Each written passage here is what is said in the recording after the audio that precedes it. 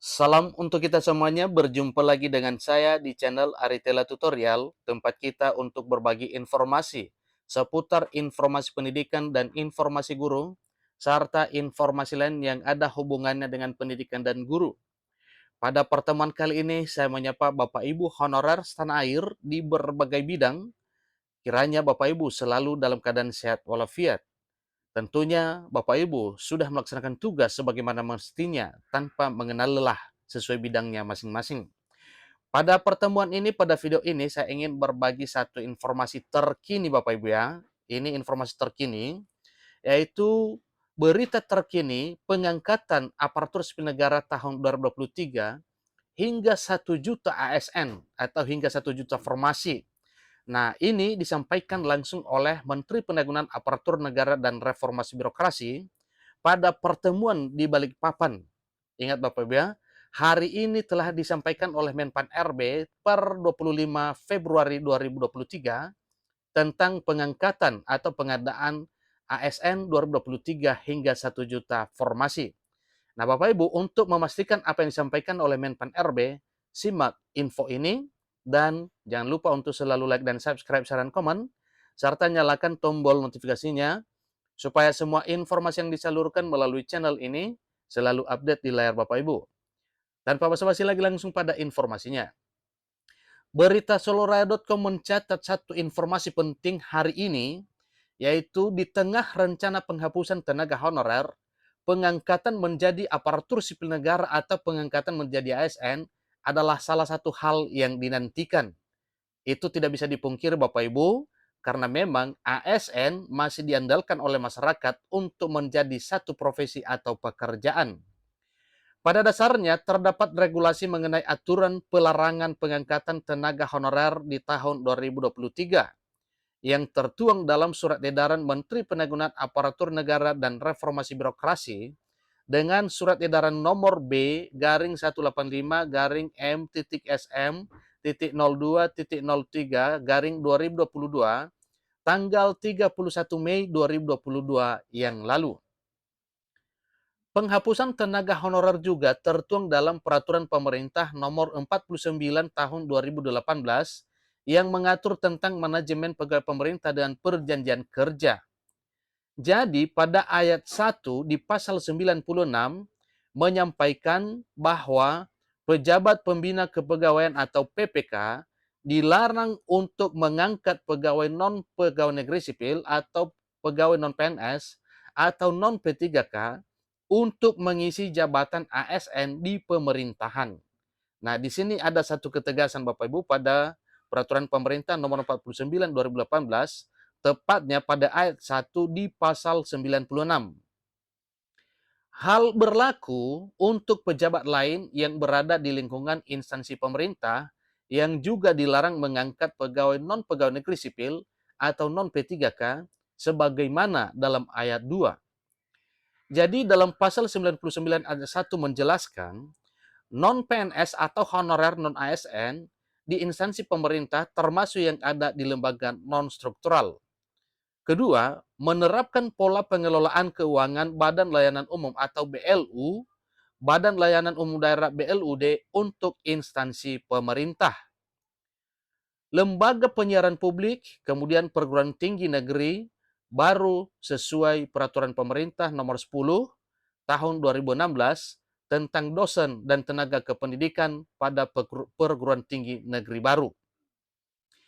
Para pegawai tersebut sebelum diundangkannya peraturan pemerintah masih tetap menjalankan tugas paling lama 5 tahun. Sementara untuk pegawai non-pegawai negeri sipil atau pegawai non-PNS dalam jangka waktu maksimal 5 tahun dapat diangkat menjadi pegawai pemerintah dengan perjanjian kerja atau dapat diangkat menjadi P3K dengan memenuhi persyaratan yang tercantum dalam peraturan pemerintah ini. Adapun untuk seleksi aparatur sipil negara, pegawai negeri sipil, dan pegawai pemerintah dan perjanjian kerja atau seleksi ASN, PNS, dan P3K di tahun 2023, Menteri Penanggulangan Aparatur Negara dan Reformasi Birokrasi Abdullah Azwar Anas selaku Menpan RB menyampaikan secara resmi dibuka. Ingat Bapak Ibu ya, Menpan RB menyampaikan bahwa Secara resmi, seleksi ASN P3K dan PNS 2023 resmi dibuka. Jadi pemerintah sudah memutuskan untuk melakukan rekrutmen calon pegawai negeri sipil dan pegawai pemerintah dan perjanjian kerja pada tahun 2023. Ujarnya di Jakarta pada hari Senin 26 Desember 2022 yang lalu. Sementara itu, dilansir berita sulraya.com yang bersumber dari akun Instagram Nunuk Suryani, menyampaikan bahwa formasi CASN untuk P3K maupun CPNS 2023, pertama, pemerintah pusat rincian formasi ada 80.869 yang meliputi rinciannya sebagai berikut. Pertama, bidang kehakiman, kejaksaan, dan intelijen untuk formasi CPNS sebanyak 24.419 formasi. Berikutnya yaitu seleksi P3K rincian formasi ada 56.450 formasi. Kedua, pemerintah daerah rincian formasinya 943.373 yang meliputi seleksi P3K guru rincian formasi 580.202 formasi dan seleksi P3K tenaga kesehatan rincian formasinya 327.542 formasi. Kemudian seleksi P3K tenaga teknis rincian formasi 35.629 formasi.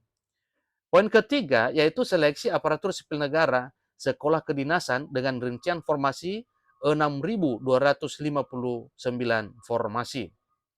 Jadi itulah rincian formasinya Bapak Ibu. Jadi untuk rincian formasi seleksi calon aparatur sipil negara 2023, pemerintah pusat, pemerintah daerah, dan sekolah kedinasan ada sebanyak 1.030.501 kebutuhan formasi.